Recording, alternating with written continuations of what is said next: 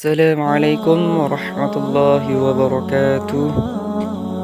Alhamdulillah, alhamdulillahi rabbil alamin. Wassalatu wassalamu ala asyrafil anbiya'i wal mursalin wa ala alihi wa ashabihi ajma'in. Amma ba'du.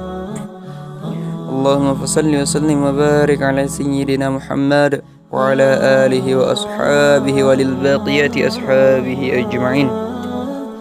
Segala puji hanyalah milik Allah yang telah memberikan kepada kita nikmat dan memberikan kepada kita banyak karunia dan rahmat sehingga kita dapat melaksanakan aktivitas dan rutinitas kita sebagaimana mestinya dan sebagaimana setiap harinya. Salat beriringkan salam sudah selayaknya kita curahkan ke pangkuan Nabi kita, Nabi besar Muhammad sallallahu alaihi wasallam. Baik, pada kesempatan yang kali ini kita akan membahas sedikit pengertian dan sejarah pertumbuhan dan perkembangan ad-dakhil fi at-tafsir.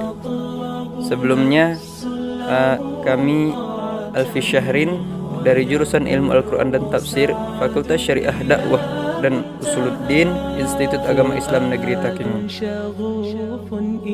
Nah, mungkin yang pertama kita akan menjelaskan apa itu ad-dakhil fi at-tafsir, atau secara singkatnya apa pengertian ad-dakhil fi at-tafsir, dan yang kedua bagaimana sejarah pertumbuhan dan perkembangan ad-dakhil fi at-tafsir. Nah, pengertian ad-dakhil fi at-tafsir.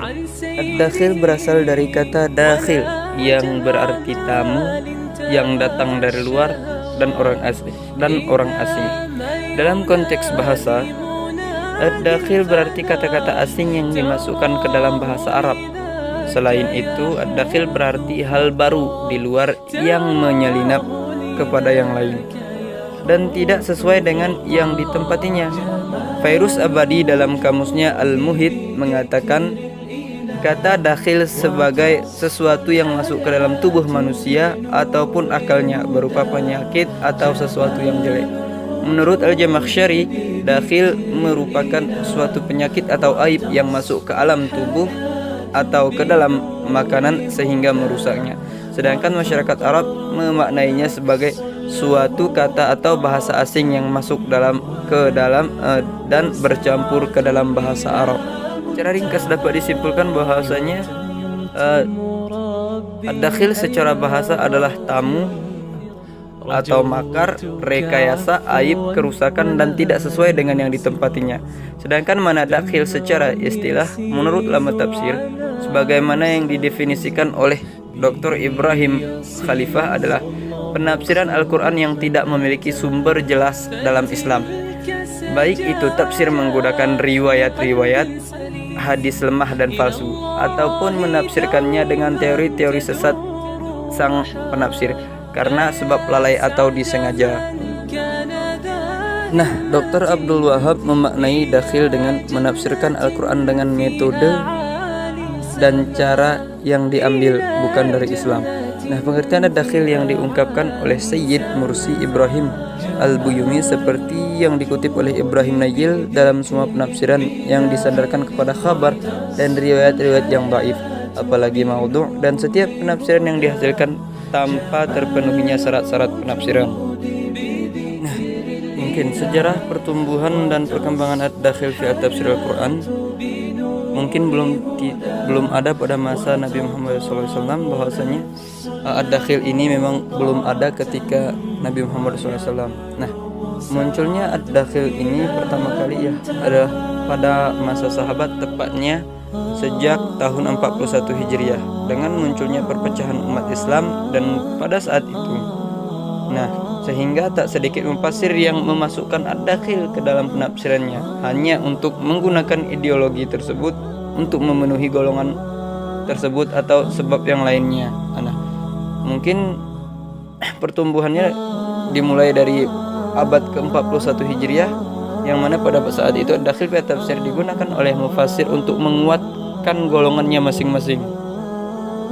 Nah, ad-dakhil juga bisa muncul karena dua hal. Yang pertama yakni oleh faktor orang-orang yang non-Islam seperti atau al-dakhil al-khariji. Dan yang kedua ad-dakhil yang timbul dari orang-orang Islam itu sendiri. Dakhil semacam yang dari luar itu, dari pemikiran musuh-musuh umat Islam yang ingin menghancurkan agama Islam, baik itu dari orang Yahudi, Nasrani, atau orang yang tidak memiliki agama, maupun dari golongan orientalis yang mereka hanya bertujuan untuk mempermainkan agama dan ingin menampakkan bahwa kitab suci Al-Quran sangat bertentangan dengan dinamika kehidupan manusia. Nah, mereka mulai memasukkan ideologi salah dalam Al-Quran agar terjadi fitnah di antara sesama Islam, agar umat Islam ragu terhadap kitab suci Allah, dan agar umat Islam bercerai-berai. Nah, yang kedua ad-dakhil yang muncul dari orang Islam itu sendiri. Ad-dakhil semacam ini bisa muncul dari golongan beragam yang mengatasnamakan golongannya beragama Islam, namun pada kenyataannya mereka mempunyai hubungan gelap dengan musuh-musuh Islam. Golongan Islam itu hanya menjalankan strategi yang dirumuskan oleh musuh-musuh Islam. Nah, ketika Rasulullah SAW masih hidup, para sahabat menanyakan langsung kepadanya apa yang tidak mereka pahami dalam hal agama dan maksud dari ayat-ayat Al-Quran. Maka ketika menjelang akhir kehidupan Nabi, Allah SWT menetapkan bahwa syariat yang dibawanya telah sempurna, maka tidak ada tambahan ataupun pengurangan dalam masalah syariat.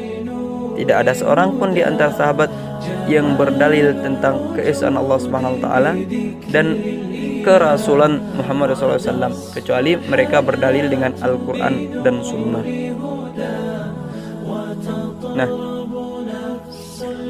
ada beberapa sebab adanya ad-dakhil fi at-tafsir. Mungkin secara global sebab-sebab adanya ad-dakhil adalah ada beberapa hal. Nah, yang pertama, berlebih-lebihan dalam agama.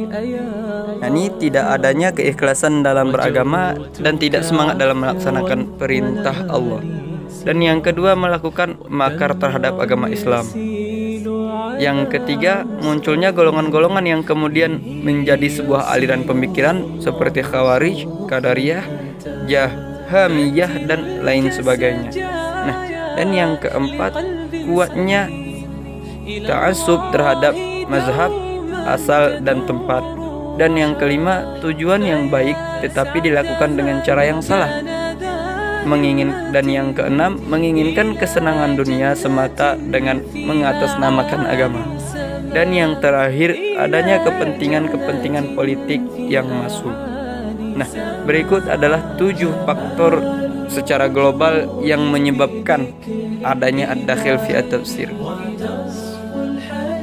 Nah, dapat kita simpulkan bahwasanya ad-dakhil fi at-tafsir ini adalah penafsiran Al-Quran yang menggunakan sumber bukan dari sumber orang Islam, melainkan dari non-Islam. Ada yang menggunakan sumber dari orang-orang Islam, namun orang-orang Islam tersebut tidak 100% dia menganut agama Islam.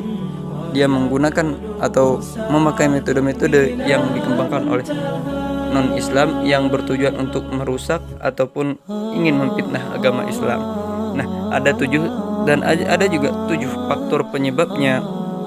Ada penyebab adanya ad-dakhil fi at-tafsir, dan ada juga beberapa hal lagi yang bisa menyebabkan ad-dakhil fi at-tafsir itu berkembang pesat di dalam agama Islam. Mungkin hanya ini yang dapat kami sampaikan. Lebih dan kurang kami mohon ampun kepada Allah dan minta maaf kepada kawan-kawan sekalian. Wabillahi taufiq wal hidayah. Assalamualaikum warahmatullahi wabarakatuh.